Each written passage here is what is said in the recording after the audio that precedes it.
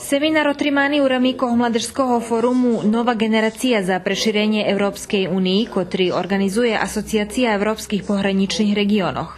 Seminar otvoril pokrajinský sekretar za medziregionálne sotrudníctvo i lokálnu samoúpravu Branislav Bugarski, ktorý nahlášil, že cilj toho seminára riešovanie pitánjoh pregraničného sotrudníctva i lobiranje za novi projekti. Vojvodina naravno je posebno važno u tom smislu jer u periodu do 2020. godine očekuje 85 miliona eura iz tih izvora.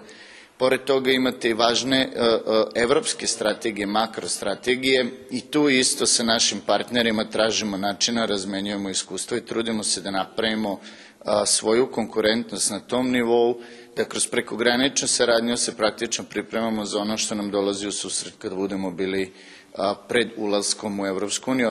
Na seminaru bešedoval i Johannes Mojsio, predsedajući Asociaciji Evropskih pohraničnih regionov za vonkašnji hranici. Na seminaru učestvovali mladi zo zvecej evropskih regionoh. Z tej nahody bola zaprovadzena i videokonferencija s predstavnikami asociaciji iz Ukrajiny na tému rozvoj pregraničného sotrudníctva medzi mladima zo evropských pohraničných regionoch.